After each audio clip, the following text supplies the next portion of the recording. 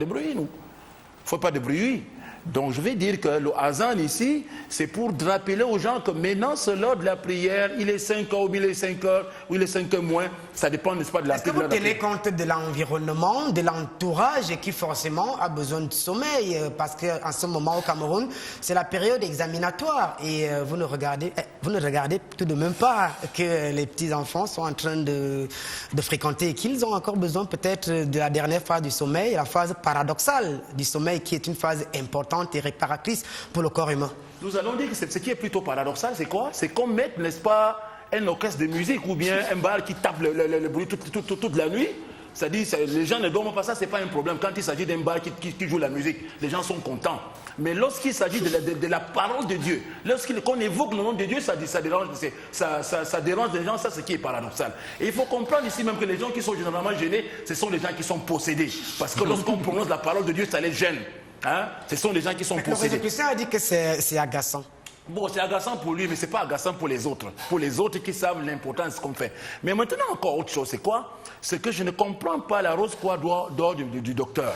Parce que les rosicruciens, ceux qui sont passés avant lui, qui sont de la même rose-croix, c'est-à-dire M. Emini, M. Zibi, ils nous ont dit qu'ils sont chrétiens. Ils sont chrétiens de l'intérieur. Alors, s'ils sont chrétiens de l'intérieur, est-ce que vraiment les christianistes de l'intérieur se focalisent sur les enseignements de la Bible? Vous leur avez rendu visite, n'est-ce pas, à leur temple. Vous avez vu une grande Bible élevée, ouverte. Mais quand ils disent qu'on ne doit pas prier, alors que dans la Bible, on demande de prier. Quand ils nous disent de ne pas manger la chair, alors que dans la Bible Dieu nous a donné les animaux pour qu'on les mange. Alors on ne comprend plus de quel christianisme il s'agit. Est-ce c'est le même rose-croix de M. Zibi, de M. Emini, ou ce n'est que c'est une autre, nous savons. On se pose bien la question. Maintenant, de par l'omniscience de Dieu qui sait ce que nous voulons, pourquoi nous ne croisons pas le bras pour attendre simplement que parce qu'il sait, il va nous envoyer cela?